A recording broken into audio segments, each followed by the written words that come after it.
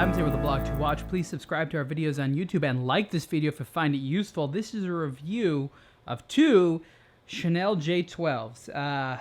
This watch does not need that much of an introduction, but it's going to get one anyways. The Chanel J12 came out a little over 10 years ago, maybe about 2000, around that time.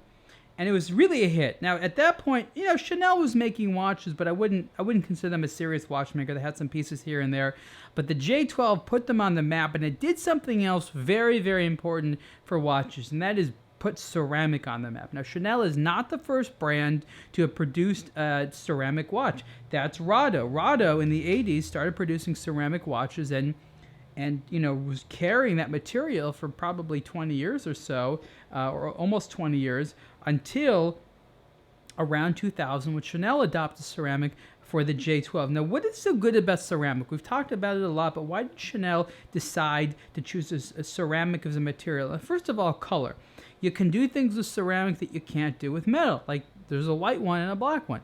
You could do black with metal, but not this finishing. And you definitely can't do a white watch with metal. If you wanted to have these types of colors, all you had really before this was plastic, because a mixture of the sort of shininess. And in a sense, they kind of look plasticky at first. People were like, who's going to want this watch? It looks like it's plastic. But it's not. Ceramic has some interesting qualities in that it's very, very scratch resistant. So what would happen with Rado owners, for example, is that they would have their watches for a long period of time, like 15, 20 years, and they still basically looked new. But that's just something that a lot that people talked about, because Rado watches kind of had to design. Actually, today it's totally different. They've really kind of upped their game. But at the time, it was a little bit of a dated brand, and they had to sort of up their stuff a little bit. So what Chanel did with the J12 was very, very clever. They took a classic dive watch look, adapted it a little bit for themselves, and made it in ceramic. And at first, it was a black one and a white one. And these two are the 38 millimeter size. The largest size is 42 millimeters, so there's an identical version of each of these in 42 millimeters. We asked Chanel, we said we wanted to review these. They sent 38s, I don't know why, but these are the 38s. So I would say that for the most part, this would be considered a unisex / female watch, where the 42 millimeter is the more masculine one. But at 38, I'll model it for you. How about that?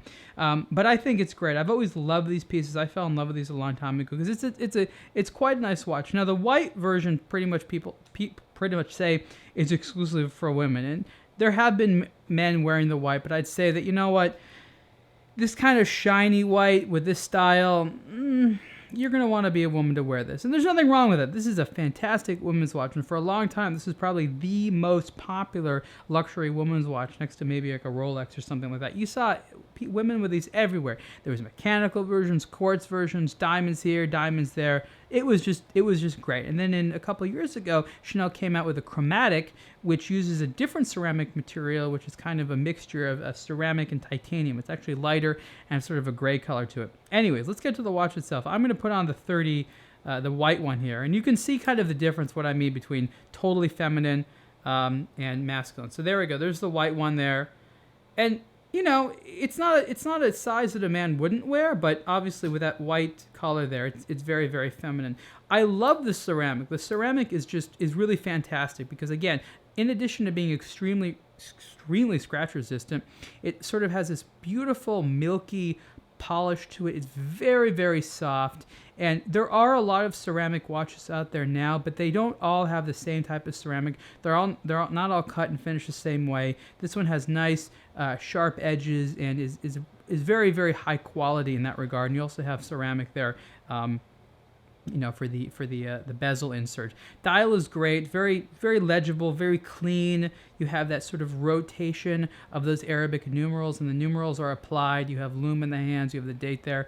It's just, this is a very good contemporary watch dial. The black one obviously is almost the same thing in the negative, but instead of having you know, white, you have black. I like the black one a little bit more, probably because I'm a guy. And again, that finishing there on the ceramic, this polished look, it just looks so milky and sort of soft and smooth, pebble-like, and it feels very, very smooth. And now you can see the black one on there, and I think you can appreciate that's clearly much more a masculine watch compared to the white one. It's just a lot more masculine. That's fine. That's why they have white and they have black and now they have gray. And like I said, the largest this version comes is in 42, so it's a little bit larger there. But it's a fantastic watch, and I don't know. I fell in love with this a while ago, and it's kind of never kind of faded. And I think today, if I would have approached these watches, I think I might have a slightly different view. I wouldn't be as excited because I'd seen so much. But this, what ceramic has done to the industry is quite remarkable. You have a ceramic cabochon on there in the crown, and you have I call it the hair clip style deployment there, because it has a little spring-loaded tension clasp there on both sides, which is kind of nice.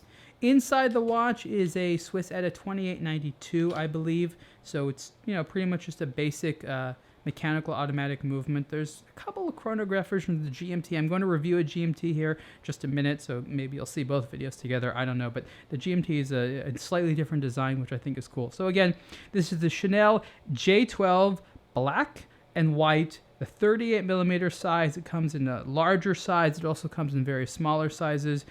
Price for this 38mm size, I believe, retails for about $5,800, and you can see the full review soon on aBlogtoWatch. Thanks.